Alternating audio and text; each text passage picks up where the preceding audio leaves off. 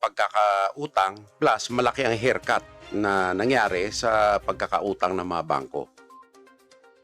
Hindi ba parang, Mr. Secretary, na parang ginigisa tayo sa sariling mantika? I mean, sa EDCA tinutulungan tayo ng mga Correct. Amerikano, tapos nagbayad tayo ng 1 point something billion sa isang kumpanya din ng Amerikano. 'Di ba parang ibinabalik lang natin sa kanila yung tulong na ibinibigay nila sa atin? Next year that I don't have to go to ILO and then defend or that aspect that maging 3 years na tayo na 10 top worst countries to work in.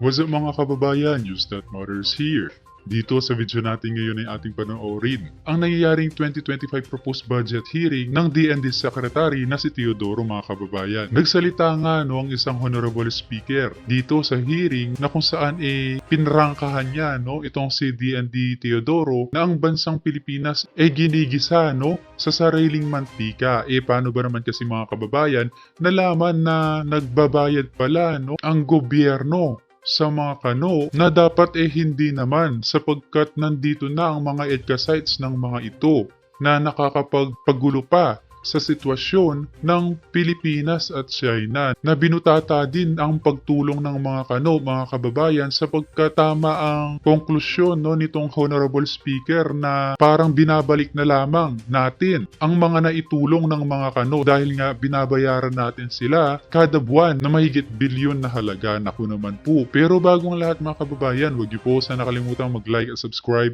para updated ka sa mga uploads ko araw-araw. Dagdag pa rito na binutata din na nasa top 10 pala tayo na pinakamataas ang porsyento ng crime rate na nangyayari sa bansa, na nagsimula di umano ito nang maupo nga itong si Bongbong Marcos. Kung kaya naman hindi ko na patatagalin pa, heto na ang buong. Pare, una pong katanungan, gusto ko lang pong malaman, meron po tayong base ngayon sa Subic, ang Philippine Navy. Meron din tayong base ngayon sa San Antonio, which is nasa district natin, nasa district ko, nasa probinsya natin. At unang katanungan, sir, yung base natin sa Subic, ano po ba ang nature nun? Paano po nagkaroon ng base sa Subic, ang Philippine Navy? Nagkaroon po ng base nung nagsara po ang Hanjin.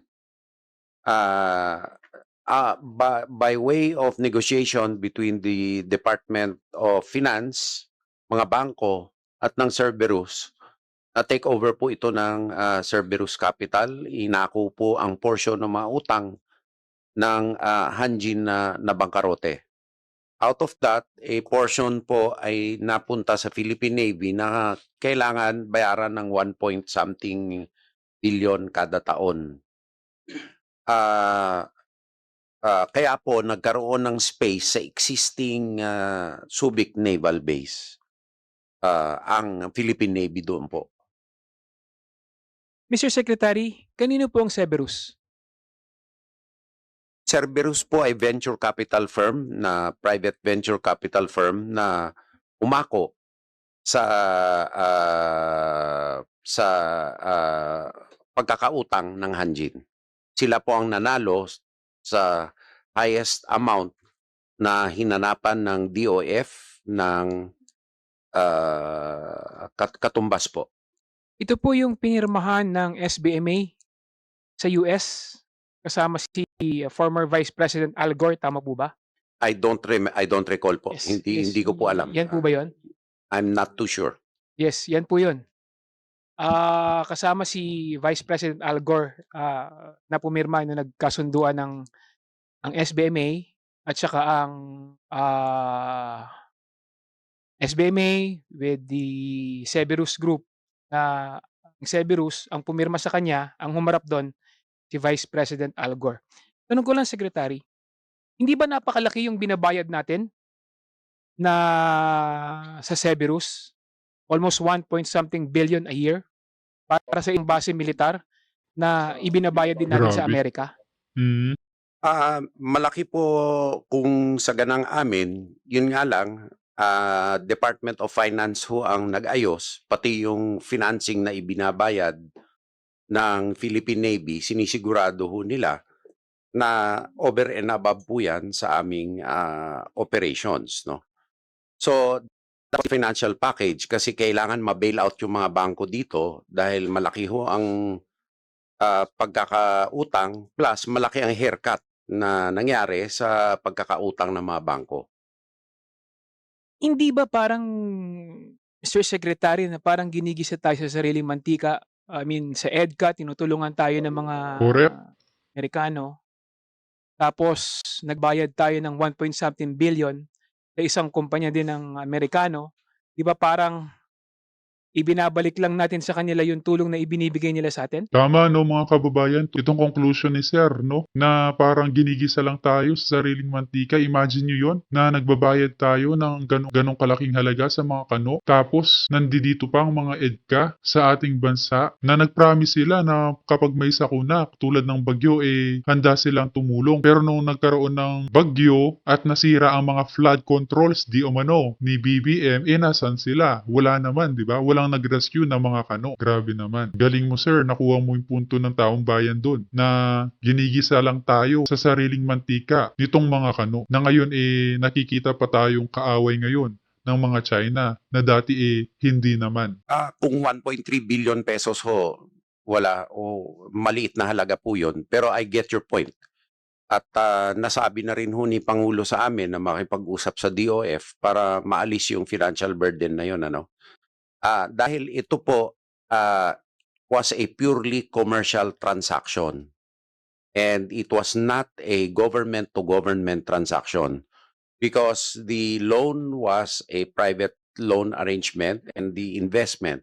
Subic actually is it's an international export process. It's a special economic zone basically. Want to keep it that way, although the Philippine Navy was given access to that site because Fort San Felipe is now not developed. Nevertheless, the President has given an instruction to us to try to solve that situation of where the AFP spends money for a naval base. Mr. Secretary, does the Armed Forces of the Philippines have plans, no, to take over yung airport ng Subic? As of this time, no, Your Honor. That is a purely commercial airport. We do not have plans to take it over. How about the Americans? No, Your Honor.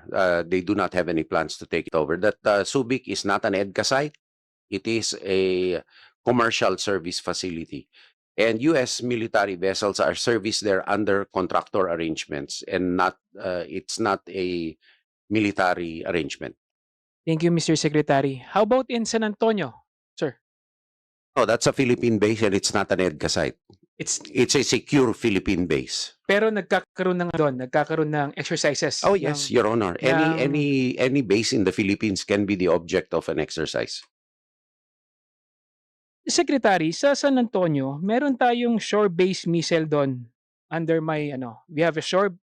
Your Honor, we cannot confirm or deny the presence of any of such material for national security anywhere in the Philippines. Okay, thank you, Sir Secretary. Third issue na lang, sir. This is my last issue.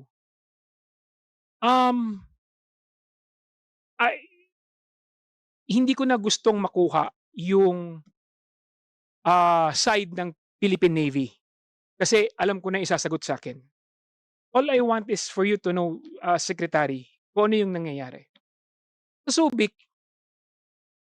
meron kayong mga pinapabid doon na mga cleaning services. I know that for a fact. And syempre, may mga local tayo na mga maliliit na negosyante na masali sa bidding.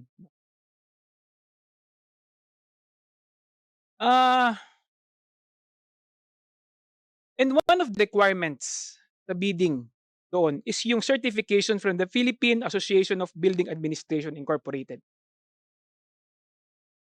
Ang problema, sir, bago ka makapag-bid sa Philippine Navy, kailangan ng certification na galing doon. Ang problema, yung presidente ng BABA, yun din yung nagbibid. So hindi niya binibigyan ng mga certification yung mga kalaban niya. I know that for a fact, Mr. Secretary, kaya ayoko nang kunin ang side ng Navy, ayoko na silang sasagot. I just want the Secretary na sabihin sa akin na ipangako lang sa akin na you will look into this. I promise, Your Honor, to look into the situation. Definitely. Thank you for bringing that to my attention. I'll find out what is happening in there. Thank you, Mr. Secretary. Thank you, Chairman. Yun lang po. Thank you, Congressman Kong Hoon. Next to interpolate, we have Representative Mark Go. It's not here. Next, we have Representative Bambi Imano. Sir, you have the floor. Thank you very much, Mr. Chair. I'll try to make this as short as possible. Maayong hapon sa tanan. Magandang hapon po. Good afternoon, Mr. Secretary, and to all our men and women in uniform. Upfront, snappy salute po to the troops of the Republic of the Philippines. Every time given opportunity, I actually thank you in programs and in activities, telling people that how we should respect you and thank you. That every time you leave your houses, kiss your family, your children, your wife, warm, and it does not guarantee that when you come home, that it will be the same warmth because you every day you sacrifice. Every day you gamble with your life. For what? So that we, the Filipino people, will be able to sleep better at night and of course to attain peace and order. And once again, for that, I thank you. Mr. Secretary, I will not make this long. I'll try to show you 4 slides, 4 pictures as chairman on the Committee on Mindanao Affairs and as I sit with the board of MINDA. First slide, Mr. Secretary, is as we all know, is the map of Mindanao.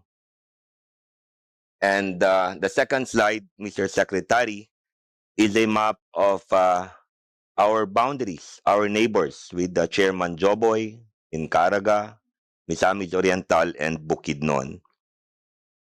The third slide, second to the last, is now the existing roads that we have, major roads. The yellow are national roads, the blue are roads from Claveria to Balingasag, purple are Balingasag to Claveria, and orange are roads from Malaybalay Bukidnon to Hinguog Road, and red road from Impasugong Bukidnon and Caraga Road. That third slide, Mr. Secretary, if you notice that the word Villanueva Hinguog Road, the third slide, please, is actually a road that we had been requesting for quite some time. Because if you look at the road distance, it's actually very near. Although steep, that we will be able to hopefully be able to pilot it, and it will be considered in the DND's budget. I know that you have lesser budget, but I also looked at the capital outlay, which totaled around 28 billion. It's very minuscule, Mr. Secretary.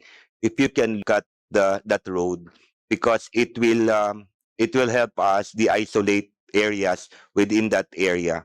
The fourth slide, the fifth slide, I will be giving to you personally if the chairman allows, for reasons why we need to open the said road, Mr. Secretary.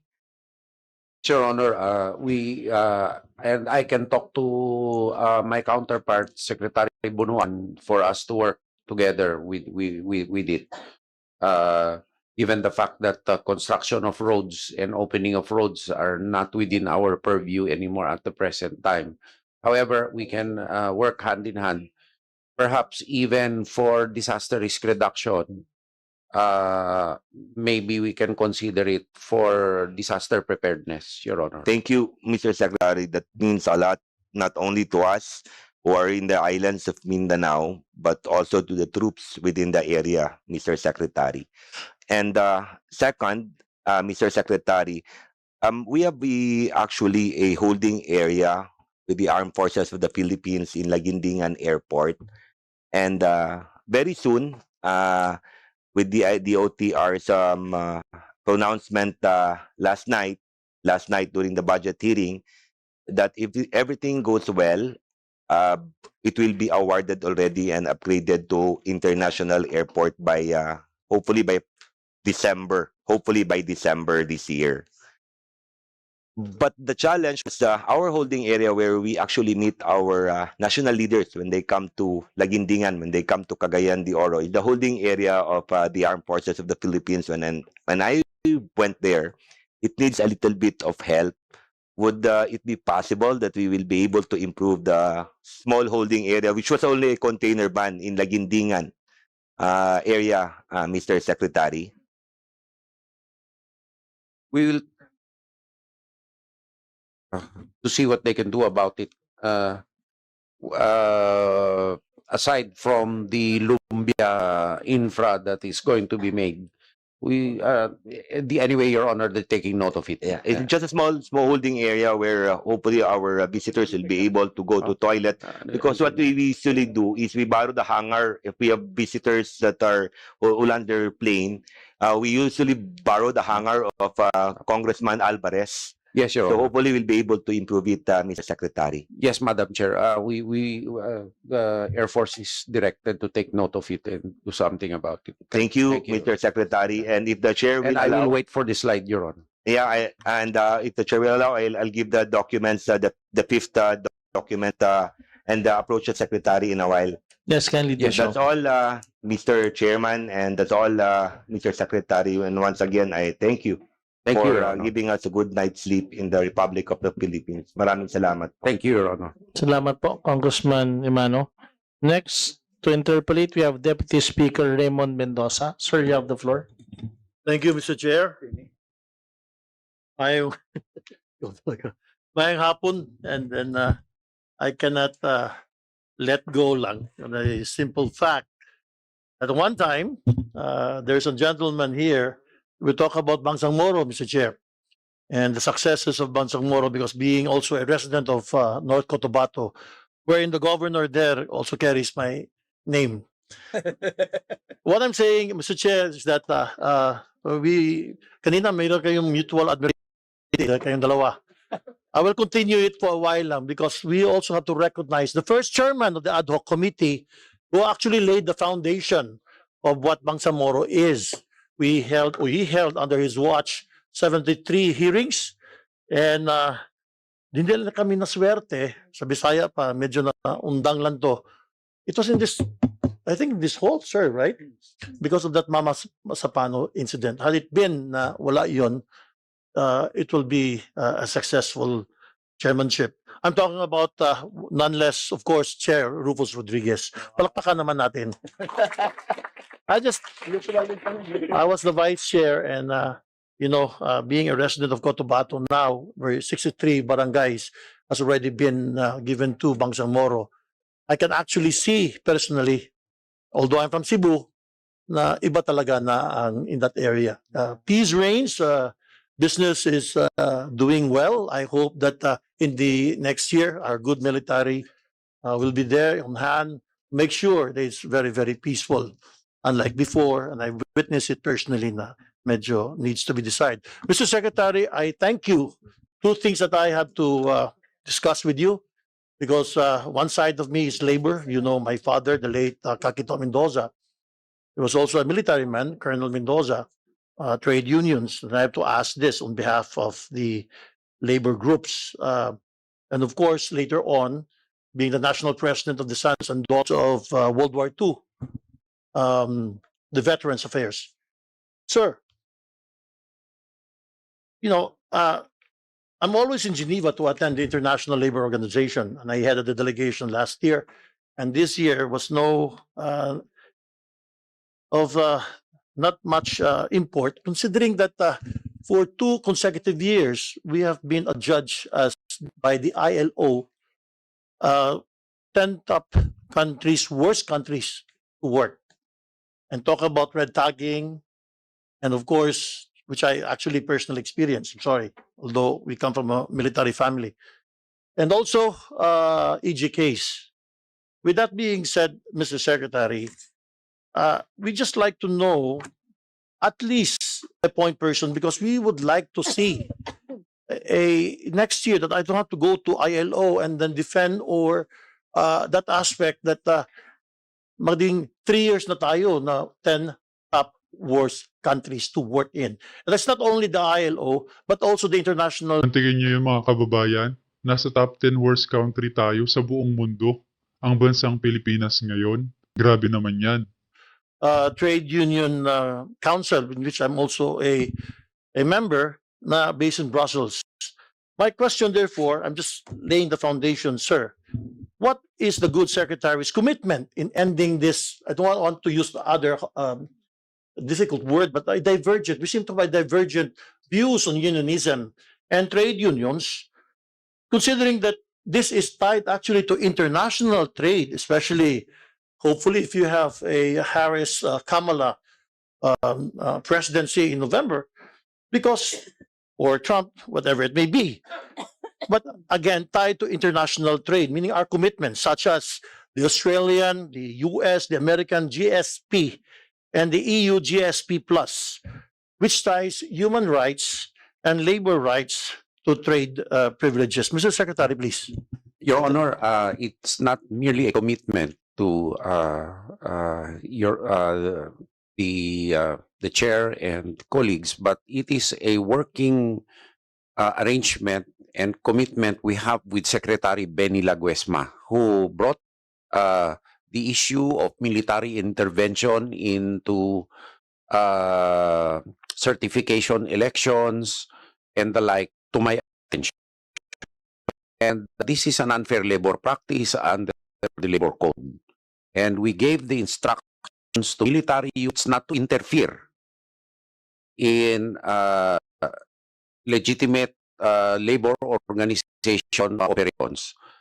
If there are any issues or winning information regarding unlawful intervention by CPP, NPA, and other unlawful agencies, the proper course of action is to bring the item to the attention of the Department of Labor and Employment for the regional director to take appropriate action through the interagency committee which the DOLE heads. Secretary Laguesma brought that to my attention precisely because of the ILO classification. And for everybody to know, if this continues, we will be slapped with sanctioned, we will be slapped with non-preferential customs duties and rates on our exports in an EU country. So I have asked the Chief of Staff to ban that process. Another thing which we have banned is a direct contact between judges and armed forces personnel unless they are witnesses. They should pass through the public prosecutor or the National Prosecution Service if they have any request regarding any pending court case. Because to deal with a live court case directly with a judge is contempt of court. And it shows respect for the court system. So we have banned it. Your Honor, that is a working commitment we have with Secretary Laguesma. Thank you, Mr. Secretary. I once again, congratulations to you considering your views actually on labor. We'll also teach some members of the military on how we actually work. Hindi naman kami lahat na think of us as social partners, not as a threat. We actually improve lives. And then considering that the working man. And also, think of kung hindi masolusyonan natin yung problema, it will be a loss of jobs. Napaulit-ulit naman tayo. You know naman how we're standing in ASEAN countries, we're actually down the rank.